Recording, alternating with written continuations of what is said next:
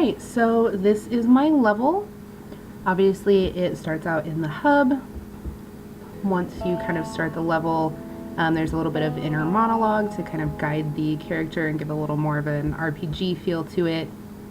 We do introduce the collectibles pretty early so that the player knows, that there are those to collect. Obviously in the top left corner, there's also the inventory, letting you know that there are some collectibles and things to find. The most important thing right here is the little rods. Those are actually part of our main setup, which is a shadow puzzle. They will come across that a little bit later in the level.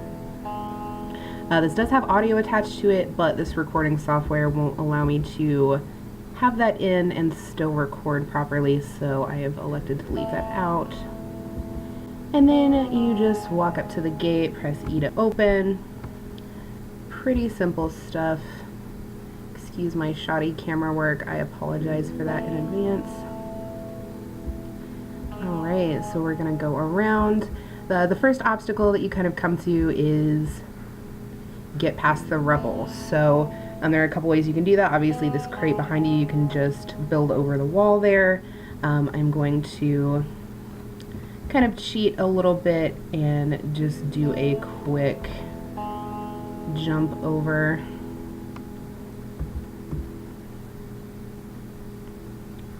Well, that didn't work so well. There we go. Once you're on the other side, these crates here are kind of the next thing that we need, so I'm going to go ahead and grab one of those. There are collectibles hidden around. There are actually some behind these crates, in that particular pile of rubble there, and behind those trees. So there are a couple of different sort of hidden things that the player can find and try to find, I guess, to keep it a little more interesting.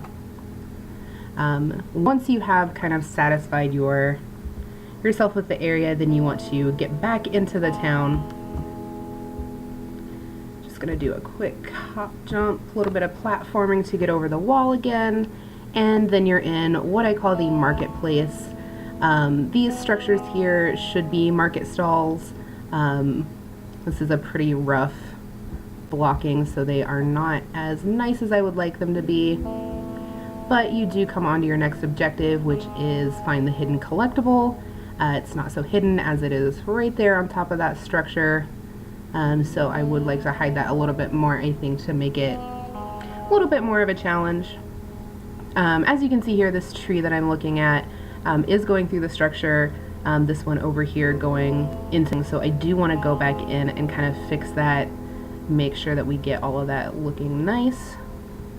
The next area is the abandoned building here. It does go just straight through. Obviously make it through the abandoned building. And another objective, discover the secrets. So the secret is that, spoiler alert, behind this rubble there are some more collectibles and things that you need to grab, so you want to move that and get back there into the little hidden but not so hidden area. Once you're through the building, you just take a quick turn and on to the next area, which, as you can see, again, the objective, find all hidden collectibles in this area, and yet again, not so hidden as they are on top of that building. I think it's simple. Obviously making the buildings taller is going to help with that. Didn't quite turn out the way I wanted. I am considering leaving it that way so it stays within the 2 to 4 minute playtime, but I would like it to be a little bit more of a challenge. In this big open area, there are a couple things. You do actually need to go behind this building here. If you're up on top getting the collectibles, you can just jump down, you can build up with the crates, you can move the rubble, all sorts of ways to get back there, but there is an additional rod back there and some more collectibles for the player to grab.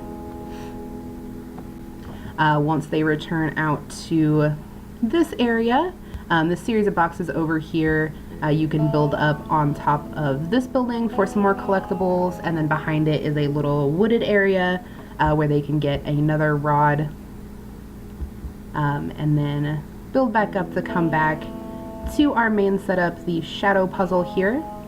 It is casting a shadow, obviously, but it is not casting a proper shadow puzzle shadow. My special lighting didn't cooperate the way I wanted it to, so I wasn't able to get this really to go the way I wanted. If you press E when you walk up to it, it does open the slightly hidden door back there. Ideally, I would like the rods to go into the inventory, and then you come up to an empty box and you have to kind of assemble the puzzle, or at least, you know, place the rods in it, something like that, so it's interactive. Unfortunately, that is outside of the scope of what I am able to accomplish at this point in my career. So if anyone has any tips, I would love that. Alright, once you go through the door, you kind of go down to this little warehouse area. I apologize for the jerky nature of this. I think my computer is getting a little lagged down after the game. There are some collectibles here that you can get. All of these things are basically just boxes, debris. I wanted it to be kind of a warehouse, basement sort of feeling. This lighting is definitely doing something strange that I want to look into. I'm not certain why it's doing that. Also, not, there we go, it went away. Alright, so I'm going to take a little bit of a shortcut. The shadow puzzle is a map that the player can follow to kind of find all of the good things and all the collectibles in here, but for the sake of this video, I am just going to run through to the end. It all looks fairly similar, lots of boxes, a couple hallways. There are some stray boxes, obviously, to kind of give it more of a cluttered feeling.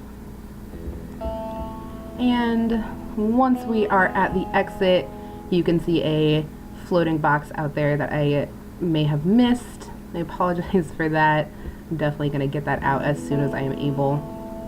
And this is really the end right now. It's unfinished because I do want to give kind of a cohesive end to the beginning of the next level, so I'm going to build that in once I know kind of where the character is going and what's happening with it, since I wasn't sure. I purposely left it blank just so we could actually have that cohesion and that unified sort of structure in our team level. But that is it for my level. It definitely needs some work. I'm going to be working on that here before we get our alpha build going.